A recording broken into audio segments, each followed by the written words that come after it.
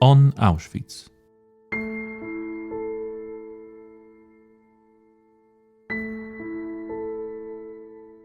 The history of Auschwitz is exceptionally complex. It combined two functions, a concentration camp and extermination center. Nazi Germany persecuted various groups of people there, and the camp complex was continually expanded and transformed. In the podcast on Auschwitz, we discuss the details of the history of the camp, as well as our contemporary memory of this important and special place.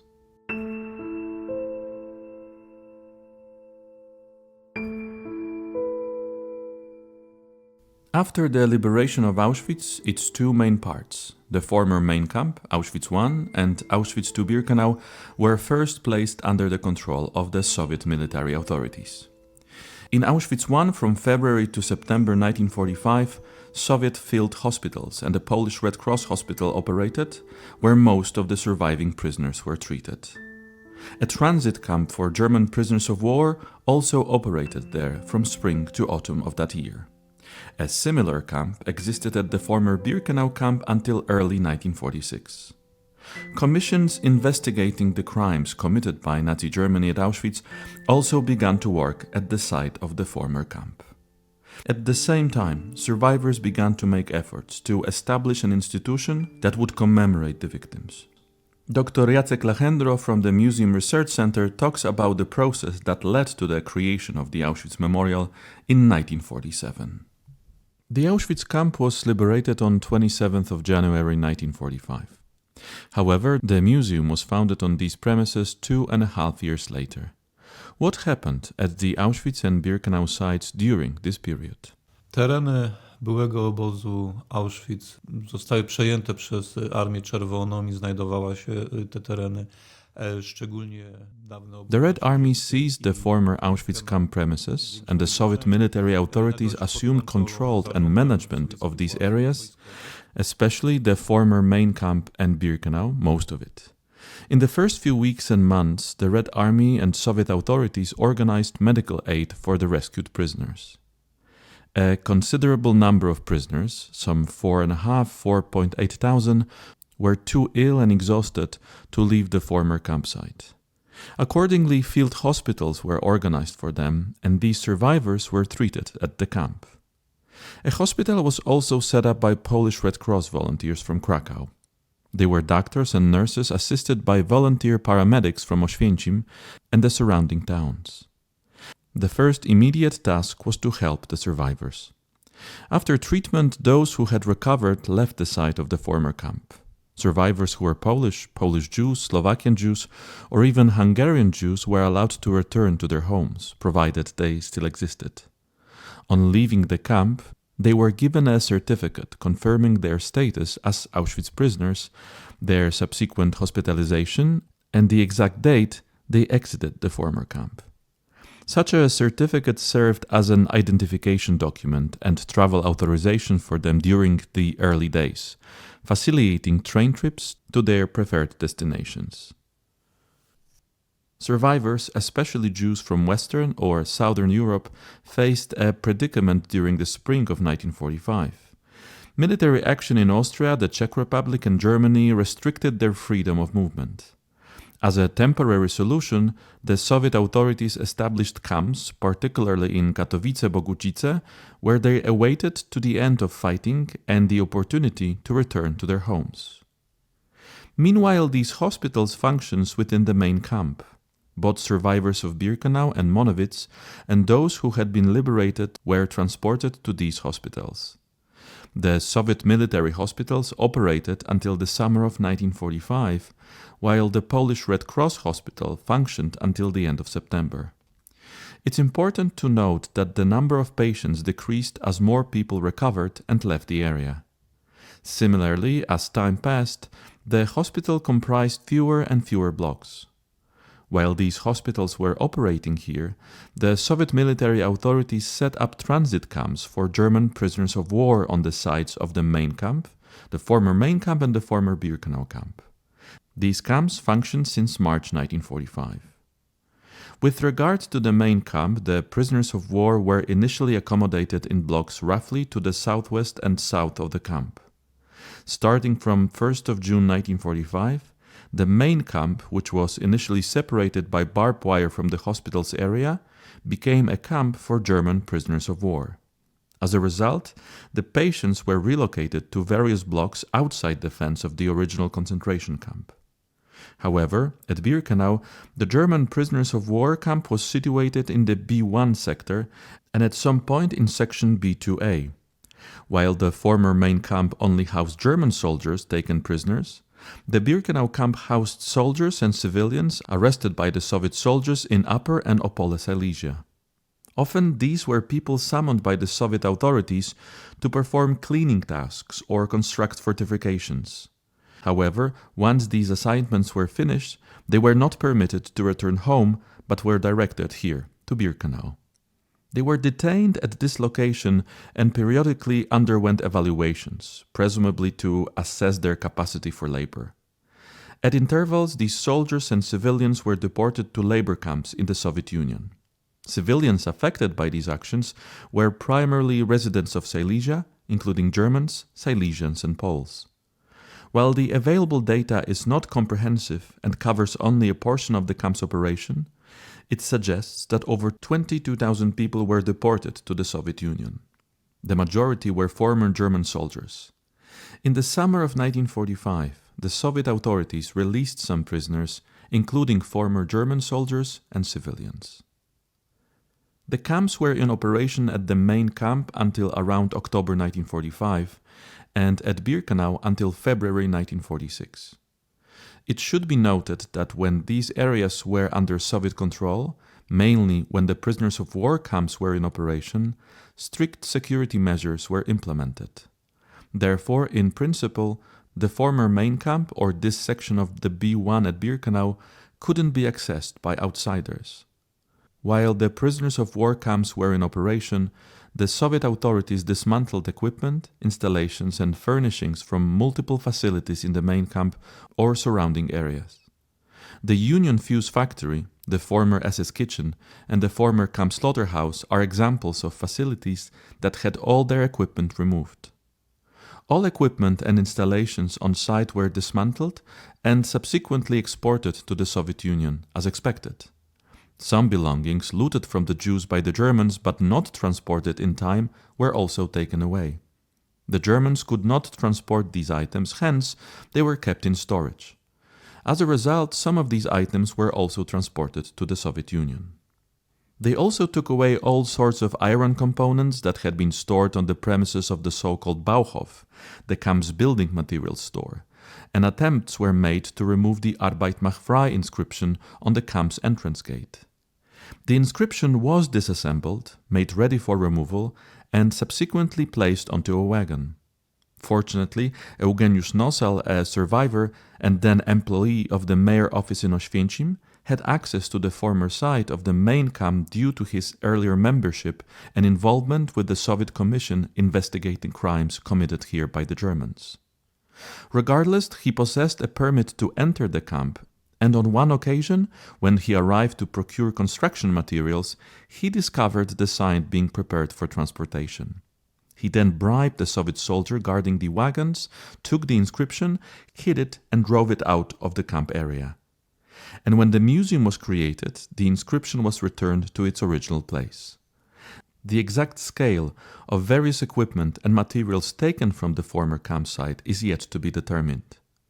However, certain objects endured while others, notably building materials, were sold to the Oświęcim Town Hall. Part of the property was also sold by the Red Army authorities to the provincial office of Krakow. W Oświęcimiu część nieruchomości została również sprzedana przez władze Armii Czerwonej Urzędowi Wojewódzkiemu w Krakowie. You said medical assistance was first given to survivors in the post-camp area. But what happened to those who died in the area or were already found dead? Po wejściu na teren dawnego obozu macierzystego czy Birkenau, władze sowieckie znalazły na jego terenie Upon arrival at the former main camp or Birkenau, the Soviet authorities discovered over 600 bodies. These individuals had either died from exhaustion during the camp evacuation or were intentionally killed by the Germans in the final days before the arrival of the Red Army. The bodies were systematically carried and transferred from Birkenau to makeshift pits behind the ruins of crematorium number 3. Conversely, at the main camp, the corpses were moved to former Block 11, which was repurposed as a makeshift morgue. The Soviet authorities had planned to bury the prisoners' bodies on 8 of February 1945. However, I found information indicating that Moscow's representatives had not yet arrived, thus necessitating the postponement of the burial until February 28th. The ceremonial funeral actually took place on that day. It was organized by the Soviet military authorities and the local Polish administration. Coffins were made and delivered to the former Birkenau camp. The bodies initially stored in the pits I referred to earlier were later taken and placed in these coffins. As a result, the records indicate that the bodies were severely malnourished to the extent that 2 or 3 deceased ex-prisoners' remains could fit in a single coffin. The inhabitants of Oświęcim and the neighboring towns carried the coffins on their shoulders in a solemn and long procession from the Birkenau site to the area of the main camp where a large pit had been dug. The coffins were placed in this pit, while the bodies from Block 11 were deposited in a grave-like pit nearby. After the funeral ceremony, the bodies of survivors who passed away in the hospitals established within the camp's vicinity, whether in Soviet hospitals or the Polish Red Cross hospitals, were laid to rest in the 2 mass graves located in the former camp's premises. As time passed, this entire area, including the graves, underwent a transformation and became a small cemetery designated for the final victims of Auschwitz. Remarkably, this cemetery still stands today, situated near the former main camp. KL Auschwitz i do dnia dzisiejszego ten cmentarz istnieje właśnie w pobliżu dawnego obozu macierzystego. I assume the process of gathering evidence for future trials of perpetrators began after the liberation and provision of medical assistance to survivors requiring it. Who initiated the process of gathering evidence and when? Pierwsze działania, których celem było badanie zbrodni popełnionych przez SS, przez Niemców na terenie KL Auschwitz, zostały podjęte. The initial actions to investigate the crimes committed by the SS by Germans at Auschwitz were taken by the Soviet side in February and March of 1945. A commission was established with a very long name, the Extraordinary State Commission of the Soviet Union to investigate the crimes of the German fascist aggressors. And members of this committee inspected the sites, mainly the former Birkenau camp, the ruins and the vicinity of the crematoria. They also secured the belongings left behind by the Jews deported to the camp. According to their reports, in addition to other items, over 1 million pieces of clothing were secured at the site, all of which were looted by the Germans. Over 40,000 pieces of footwear, etc. All this was treated as material evidence of the crimes committed here. Survivors who remained on the site of the former camp, particularly within the hospitals I mentioned earlier, were also questioned. Autopsies concluded that most deaths were caused by exhaustion and the medical examination were performed on hospitalized survivors. Extensive medical documentation was compiled. Finally, extensive photographic documentation was created, which is now an invaluable source of information on the state of the former camp during the early days following its liberation. In May 1945, the collected materials were published and featured in various Soviet press and publications, among others Pravda and Krasnaya Zvezda. The article was entitled "About the Monstrous Crimes of the German Government at Auschwitz." It delineated the camp's operations, the prisoners' labor, misery, and daily camp life. The press release depicted medical experiments and the fate of children in the camp, but the most fascinating aspect was the portrayal of the prisoners' arrival. Attention was also given to how those deported to Auschwitz were killed or murdered, that is, whether they were prisoners or victims. The intriguing thing, however, was how they presented the origin of these deportees, these prisoners or victims. The nationalities of the individuals were not specified, only their countries of origin, indicating that they were either prisoners or victims from nations such as Poland, the Soviet Union, France, and so on. And thus no reference was made to the fact that Jews were among these victims. This mode of the subsequent portrayal of the prisoners, the victims, was repeated in literature or journalism across countries of the Soviet bloc. It is a widely known fact that reports in Poland often mentioned that they were people from, and the other countries were listed without stating that they were of Jewish descent. W Polsce często właśnie pisano o tym, że byli to ludzie i wymieniano tutaj kraje, natomiast pomijano, że byli to Żydzi. I suppose this article was the reason of early establishing the number of victims of Auschwitz to 4 million. Is that right? Because this figure was also mentioned in it, I believe. Ponieważ w tym komunikacie określono liczbę ofiar na 4 miliony i ta liczba później bardzo mocno zakorzeniła. Since the report stated that the number of victims was 4 million, which was subsequently well established in the public's awareness, it was reiterated in both journalistic and academic works. It became a symbol of German and Nazi crimes committed in occupied countries and virtually prevented scientific research on the issue. It was only in the late 1980s that Polish researchers started studying the matter at the museum. Dr. Franciszek Pieper, the then head of the research department at the Auschwitz-Birkenau State Museum, determined using documents that roughly 1.3 million individuals were deported to Auschwitz and that the vast majority of the approximately 1.1 million victims were Jews.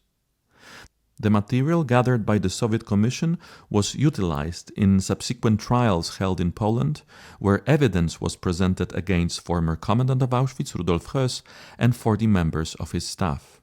Members of the Polish commissions, which were also established and operated at the former camp, collected and presented the evidence during the court proceedings. In April, the Commission for the Investigation of German Hitler Crimes in Auschwitz began its work under the supervision of the Minister of Justice. It began its work with an aside visit, followed by talking to survivors who were still at the Auschwitz site. However, in May 1945, its activities were assumed by the Krakow branch of the Main Commission for the Investigation of German Crimes. The Krakow branch was headed by Jan Zen, a judge and lawyer. He emphasized the proper execution of all commission activities, ensuring their results were admissible as evidence in court. This commission commenced a visual inspection of the site similar to the prior Soviet commission. The commission initiated the process of documenting photographic evidence and interviewing survivors, but Soviet soldiers quickly disrupted their activities. While the commission members were initially granted access to the grounds or vicinity of the main camp in May, their entry was essentially prohibited from June onwards due to the extensive operation of the POW camps. Practically conducting any investigative activities at the site was impossible until the Red Army left the area in the autumn of 1945. Nevertheless, they later returned to the site and continued their investigation. Despite the challenges encountered by the Soviet side, they gathered a comprehensive dossier that was subsequently employed in the prosecution of Rudolf Höss and 40 other members of the SS Auschwitz garrison. Udało im się właśnie zebrać bardzo obszerną dokumentację, która później posłużyła w procesie sądowym przeciwko Rudolfowi Hössowi, a później jeszcze 40 członkom załogi KL Auschwitz. According to what you said earlier, the Red Army withdrew from the camp premises in autumn of 1945. Who took the responsibility for the site afterwards? Zgodnie z ówczesnym prawem polskim tereny te uznano za tereny poniemieckie, w związku z czym kontrolę nad terenem najpierw byłego obozu macierzystego, a później Birkenau przejął... These areas were considered post-German territory under Polish law of the time. As a result, the Provisional State Administration took control of the former main camp and later Birkenau. The administration staff conducted an inventory of the building in the area. In February, the Ministry of Reconstruction was granted access to the buildings, particularly the barracks in Birkenau. The ministry decided to dismantle these barracks and distribute the material to areas in Poland that had suffered greatly during the war. They served to people who suffered the most significant losses. We lack precise data and documents that would inform us about the destination or volume of these materials, a comprehensive inventory. A press release I came across accidentally in Wieczór Warszawski newspaper dated November 1st, 1946, titled "Barracks from Auschwitz for Market Stalls," indicated what may have happened with these barracks or their parts. I will take the liberty of reading this brief note here. The municipality of Dąbrowa Tarnowska has commenced the construction of barracks to be used as market stalls, with a notable reference in this note to a structure similar to the Kraków Cloth Hall. I quote, "These barracks were brought from Auschwitz, the death camp that claimed many millions. The frontline villages have also been given similar barracks for housing, thereby affording their inhabitants a lifestyle akin to that of Drzymała Wagon. Despite being subjected to the harshest conditions and returning to ruins from the camps and transports, these people remained steadfast in their commitment to their homestead. They were deprived of their basic necessities for even the slightest means of survival." End of quote. By the summer of 1946, most of the barracks in Sector B2 had already been taken apart due to demolition activities. Only a few dozen barracks remained. Meanwhile, the government in Warsaw resolved that the Ministry of Culture and the Arts, a department within the same government, should take action to protect the site of the former camp and ultimately create a museum there. These decisions were propelled by various factors. Back in 1945, members of the main commission came up with the initiative to secure the site of the former camp and create a museum there. The presence of the Red Army prevented the implementation of these initiatives. The government administration renewed them towards the end of 1945 in response to the departure of Soviet soldiers from the main camp and their impending departure from Birkenau. Furthermore, the government received reports regarding the destruction of the camp facilities and the emergence of individuals known as diggers, who desecrated the ashes and soil in search of gold and other valuable items. Additionally, due to the degradation of the site and facilities of the former camp, the authorities in Warsaw resolved, following all the information, to secure the site and establish a museum here in the future. As I mentioned, the decision was made to delegate the responsibility of implementation to the Ministry of Culture and the Arts. Consequently, the ministry formulated a team to be dispatched to Auschwitz to secure and safeguard the site. The group was established after consulting with the leadership of the Polish Association of Former Political Prisoners, and in April it commenced its operation at the site. The group included 4 Auschwitz survivors. It was headed by Tadeusz Wąsowicz. As a protection board, the group began to recruit further employees. They created a so-called permanent protection of the Auschwitz site, with guards hired to precisely watch over the grounds and facilities of the former camp, the main camp, and most importantly, Birkenau. The guards, who had uniforms and carried rifles, worked with the local militia to implement strict measures. As a result, the deplorable practice of soil excavation and ashes desecration was significantly reduced by the second half of 1946. After roughly a year of the group's operation, over 50 individuals were already employed within the framework of the established museum, a significant proportion of whom were survivors of Auschwitz. The reason for taking up employment at the museum varied. Upon learning they would be working here, several individuals relinquished the idea and chose not to return. However, those who agreed to start work here were impelled by various motives. I stumbled on an account that explains how Director Wąsowicz justified the reasons. This is not a quote, it's more of a summary of his words. Who can do it if not us? He contended that these survivors possess the most profound knowledge of this location and are best capable of transmitting the history of this place and all that transpired here to others. That is why several of these employees accepted the challenge. Some practically remained here until the end of their lives. They worked here until retirement. However, some did not endure the job and resigned after a brief period. Undoubtedly, the prospect of a guaranteed and stable income was a compelling factor. albeit meager, but this was some income, housing, and sustenance. These factors were crucial in overcoming this reluctance in the early post-World War II years. However, one may argue that such mundane matters are important for many people. It is worth noting that this museum was primarily established by survivors with first-hand experience and knowledge of the horrors that occurred here. The museum's subsequent development owes much to its contributions in the early years. Thanks to their efforts, numerous sites within the museum have been preserved in a manner that closely resembles their original state during the camp's operation. Their unique perspective also offers valuable insights into the history of the camp. Do dnia dzisiejszego wiele miejsc zostało zachowanych niemal w takim kształcie, jak jeszcze było w czasie funkcjonowania obozu, ale też możemy patrzeć na historię tego obozu również ich oczami do pewnego stopnia. Besides securing the site of the former camp, what other obligations did the museum's first workers have during this formative period? Przede wszystkim na początku to było zabezpieczenie tych wszystkich miejsc, ochrona tych wszystkich miejsc, czy to przed jakimś plądrowaniem, czy właśnie przed profanacją, jak w Birkenau. Initially, the primary objective was to secure all the sites and safeguard them against any potential looting or desecration, as was the case in Birkenau. However, the former camp area piqued the interest of outsiders from the outset, and with the arrival of this team, an estimated 100,000 people visited to explore the area in the second half of 1946.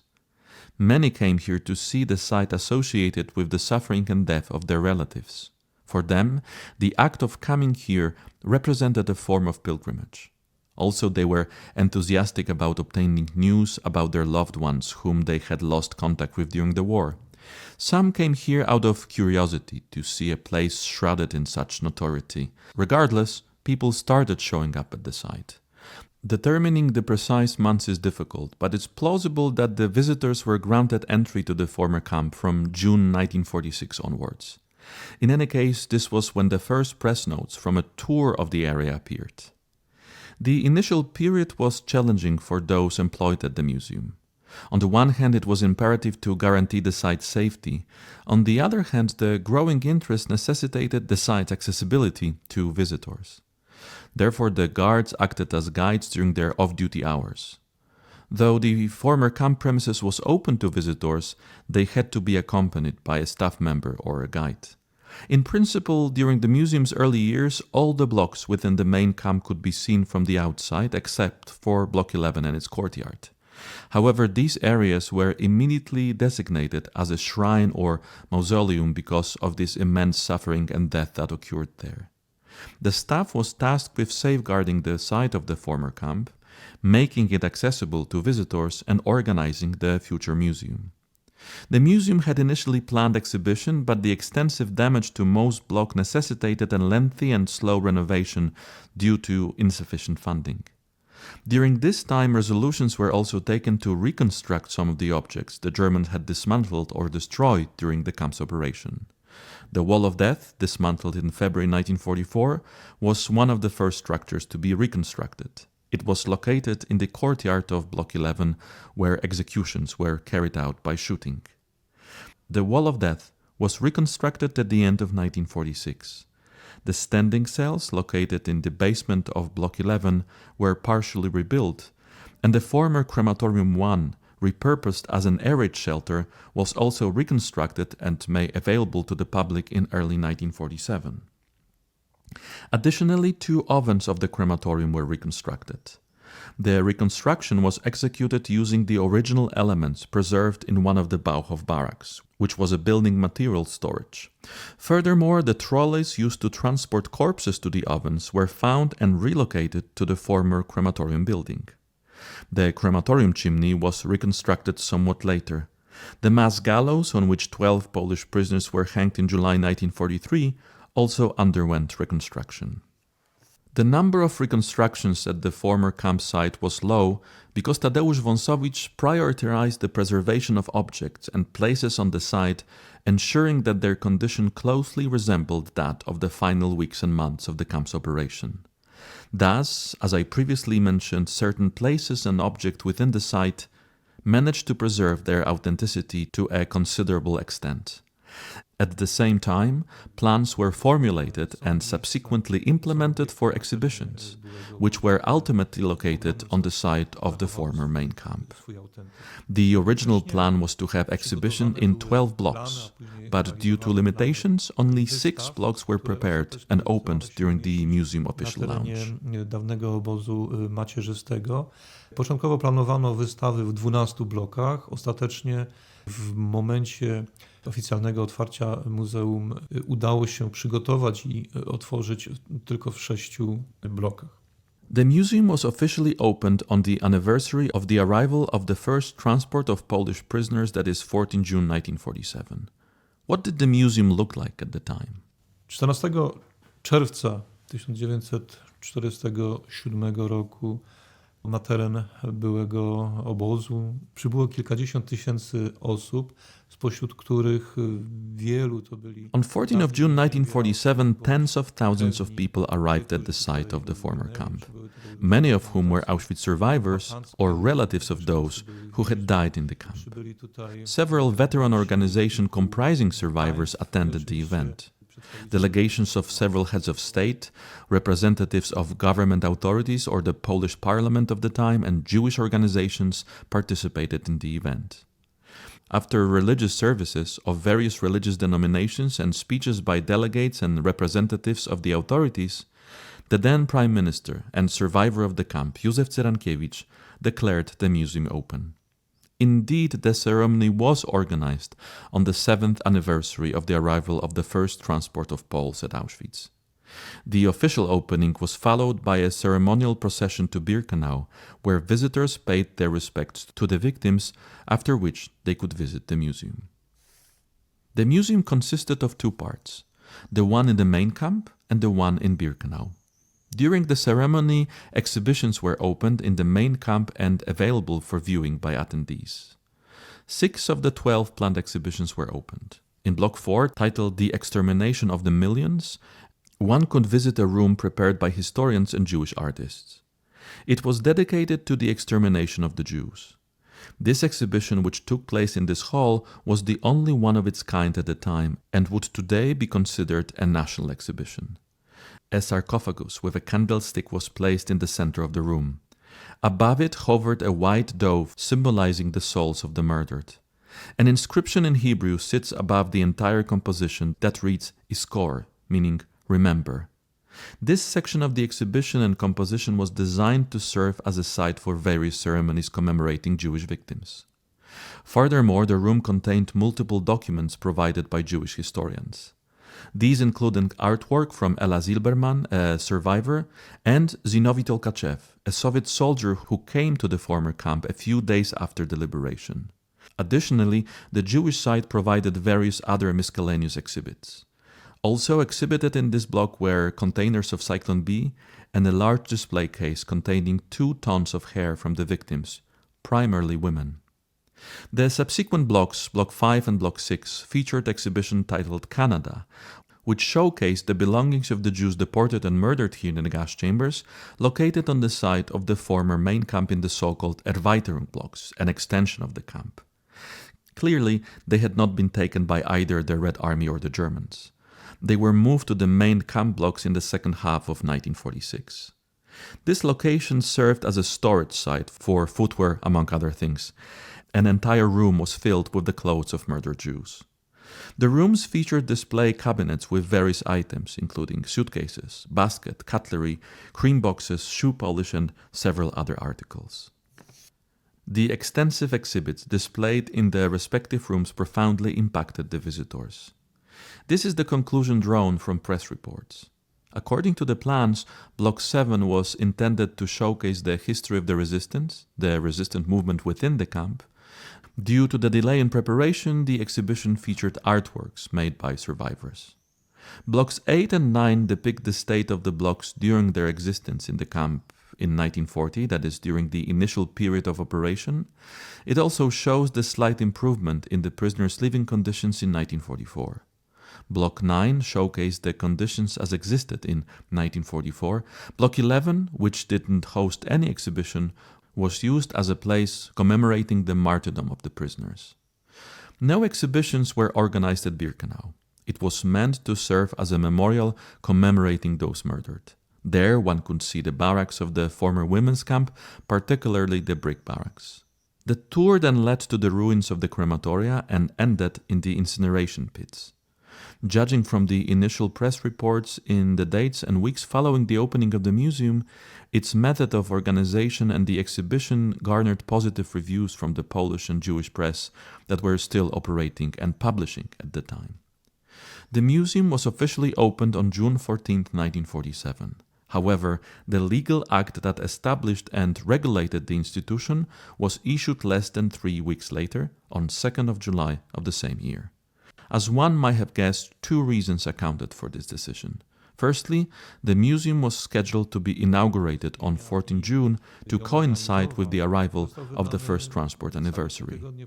Secondly, since the parliament session was scheduled a little later, they decided to pass the legislation later, but commemorate the arrival of the first transport. Żeby upamiętnić przybycie pierwszego transportu, a z kolei posiedzenie Sejmu było zaplanowane nieco później, więc żeby móc upamiętnić przybycie pierwszego transportu, już nie czekano na przyjęcie odpowiednich aktów prawnych.